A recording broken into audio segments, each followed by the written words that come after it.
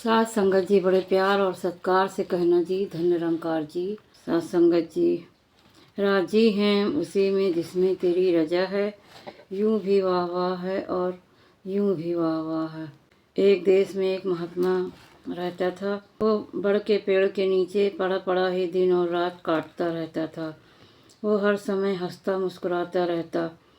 चिंता नाम की चीज़ उसे छू तक नहीं गई थी। लोग उसकी सहनशीलता और प्रभु इच्छा में जीवन व्यतीत करने की भावना से बड़े प्रभावित थे। यहाँ तक कि वहाँ के राजा के हृदय में भी उसके लिए एक विशेष स्थान था। साथ संगत जी, राजा के मन में एक दिन ख्याल उठा कि उस महात्मा को अपने महल के में लाया जाए और उसकी सेवा किया जाए और उससे आशीर्वाद लिया जाए। साथ संगत जी, इसलिए एक दिन राजा महात्मा की शरण में पहुंच गया। नमस्कार के बाद प्रार्थना की, महात्मा जी कृपा करें मेरे महल को पवित्र करें। आपका यूं पेड़ के नीचे पड़े रहना हमारे लिए बड़े ही शर्म की बात है। आप कृपा करें और अपना डेरा महलों में ही लगाएं। संगत जी, महात्मा ने अपना लोटा उठाया और राजा के साथ चलने के लिए तैयार हो गए। राजा को ये देखकर हक्का बक्का रह गया कि ये कैसा महात्मा है। इसने एक बार भी नहीं कहा कि हमें महलों से क्या लेना देना। मन ही मन राजा सोचने लगा, इस आदमी को समझने में मैं शायद चूक गया हूँ। इसके तो रोम रोम में माया बसी हुई है। खैर, क्योंकि स्वयं बुलाने आया था इसीलिए चुपचाप उस महात्मा को लेकर राजा अपने महल पहुँच गया। साथ संगत जी, उसे हर सुविधा दी जाने लगी जो राजा को उपलब्ध थी। महात्मा हर वस्तु को खुशी खुशी कबूल करता गया। ये सब कुछ देखकर तो राजा और भी दंग रह गया कि ये अजीब महात्मा है। ये तो बड़ा लालची और वासनाओं का गुलाम है। लगता है ये तो इसी दिन का इंतजार कर रहा था। इसमें महात्मा जैसी तो कोई बात ही नहीं दिखाई दे रही है। साथ संगत जी, राजा रात भर सो ही नहीं सका और इसी सोच में डूबा रहा।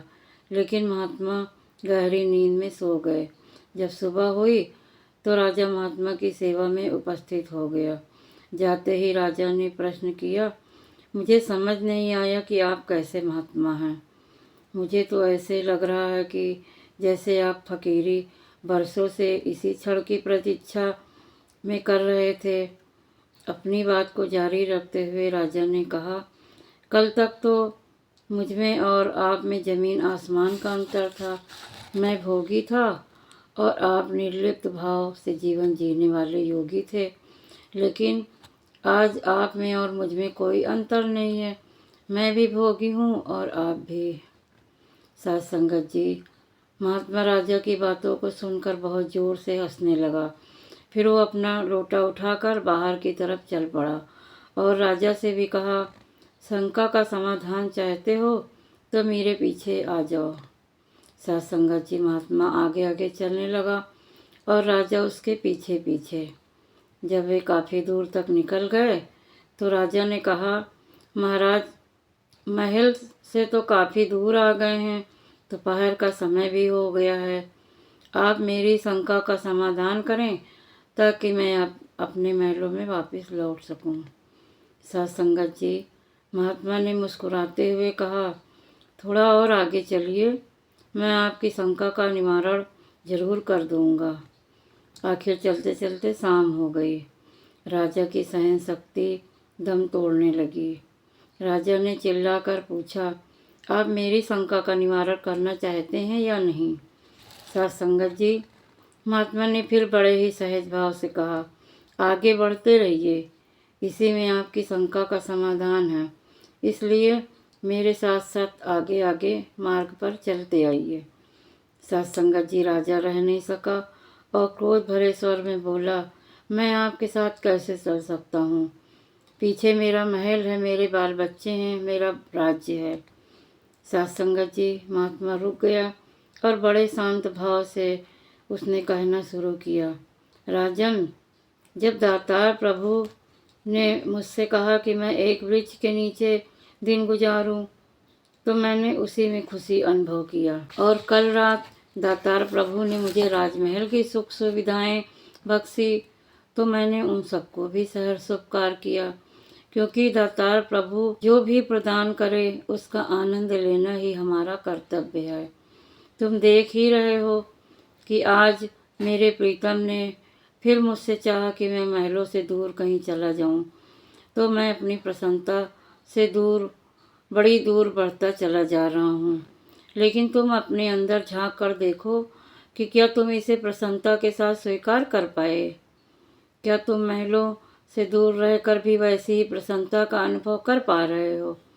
क्या तुम दातार की रजा में राजी रह पा रहे हो? मुझे विश्वास है कि तुम स्वीकार करोगे कि तुम्हारे रोम रोम में वह महल व राज्य की सुख सुविधाएं पूरी शक्ति के साथ तुम्हारे साथ बसी हुई हैं। तुम उनसे दूर होने की सोच भी नहीं सकते।